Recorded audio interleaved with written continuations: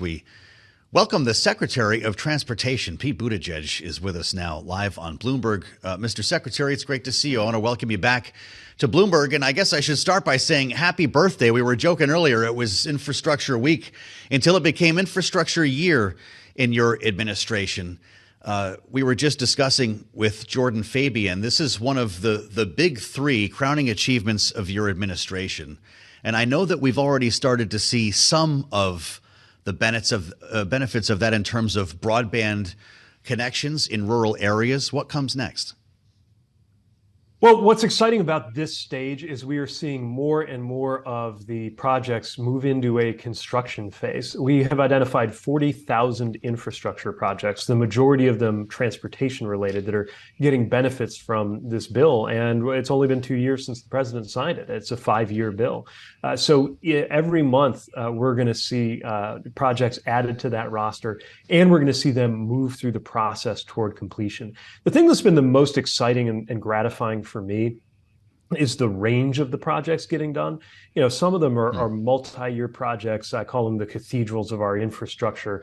I heard you just a moment ago mentioning the president's announcements, one of which brings the Hudson River Tunnel to a level of funding that makes it one of the biggest public works projects in recent American history. All the way through to some, six-figure grants that we're doing that are transformative for a rural community that needs a deadly intersection to be redesigned, or even a municipal airport to be redone. So we're seeing things that are large and small, rural and urban. And of course, that was the president's vision in pushing so hard for this bill in the first place. That wouldn't just be a particular project. It wouldn't even be confined to one mode of transportation. It's trains, planes, automobiles, and beyond. You just mentioned a really important component here, and that is the 5-year lifespan of this bill, of this law. Will it be fully implemented in that time, Secretary? And do you wish you could front load some of the stuff that's going to take a couple of years? Yeah, so that's how long we have to move the funding. But the way the bill is set up is we can get some of it out the door sooner rather than later. So it's not just that kind of 1/5 of the money moves each of those 5 years, and we want to do as much as we can quickly. Of course, the only thing more important than doing it quickly is doing it right. We're talking about taxpayer dollars. We're going through lots of steps to make sure that they're spent responsibly and effectively. But already north of $200 billion have moved. And this is what it's going to take to really achieve that generational investment that the president was so focused on in pushing for this bill in the first place.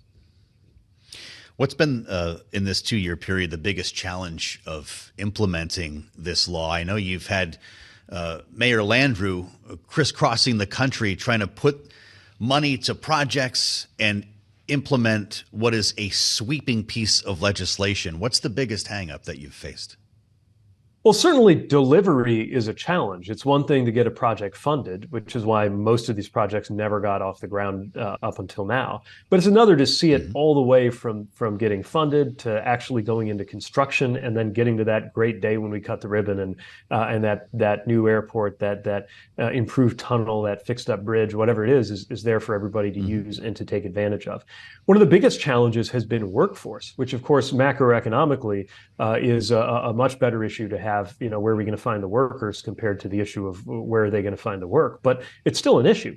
And it's one of the reasons why we've been very proactive on that. Our department's participating in a program that the president's called for workforce hubs to be set up around the country, and getting creative. Things like a facility I saw in Pittsburgh.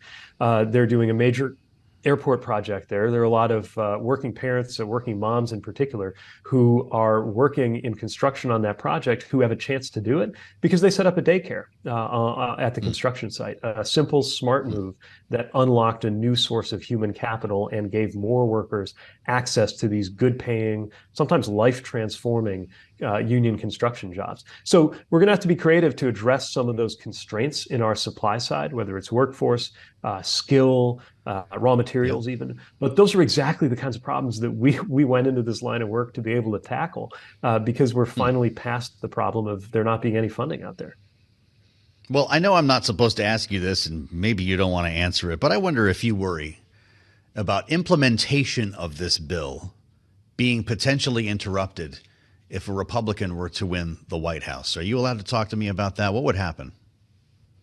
Well, I guess what I'd say is that when politics interfere, it's never good. I mean, we saw that recently with these shutdown threats. That would have slowed us down or even stopped us on vital things like air traffic control, hiring, which I think we all recognize we need to be doing more, not less, right now. And it would have impacted at least some of the infrastructure work going on.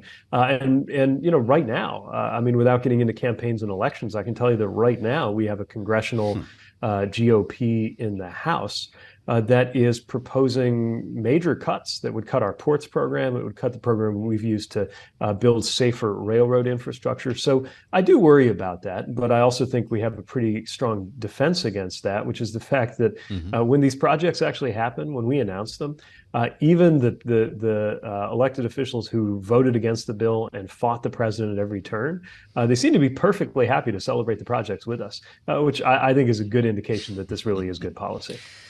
You know, I mentioned that before you came on in a conversation that we were having.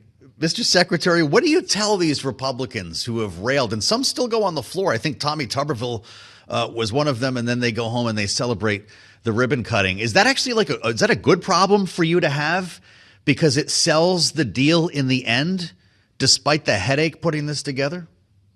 Yeah, I mean, look, I have more appreciation for the handful of Republicans who crossed the aisle to work with Democrats and work with President Biden to get this bill done. But those who want to celebrate it after the fact, I guess, welcome to the party.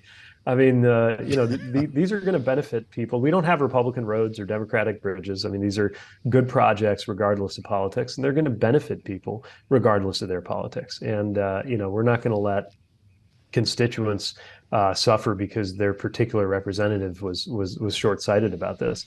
We're trying to really push past the politics and just get the work done. Well, it's not every day we get the transportation secretary on the air, and we are talking with Pete Buttigieg here live on Bloomberg. We're a week out from Thanksgiving. My God, it's a week from today. I wonder what your team is working on and trying to anticipate in terms of disruptions or safety concerns on one of the busiest travel periods of the year. Well, over the summer, we saw numbers that broke records in terms of TSA screenings, showing us we had all-time record high levels of passengers taking to the air. I think the same thing is going to be true going into Thanksgiving and the winter holidays too. And so it's the most important thing to me is that the airlines be ready to take care of their passengers and that our department is ready to have those passengers back when they hit an issue. Compared to even 1.5 years ago, there is dramatically better, stronger passenger protection that our department can enforce. People should go to flightrights.gov, ideally before you buy a ticket, to learn a little more about what each of the different airlines is responsible for offering their passengers that again, we can enforce if there's an issue. We're also trying to make sure that operational concerns are being met. It's why we're aggressively working to modernize FAA technology, hire more air traffic controllers to support that increased demand. Economically, it's welcome to see more and more people returning to the skies because remember, since we're talking about anniversaries and what it was like a couple of years ago, it was only a little over a couple of years ago, everybody was wondering if the airlines would go out of business. Now we have kind of the opposite set of problems. We just need to make sure the system can keep up. So no meltdowns, no big Southwest messes this year that we have to plan for.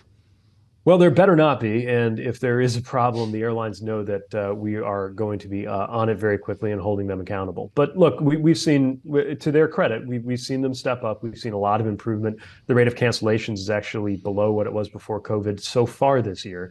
I'm looking to the airlines to keep that up, and we'll do everything we can to help them meet those goals.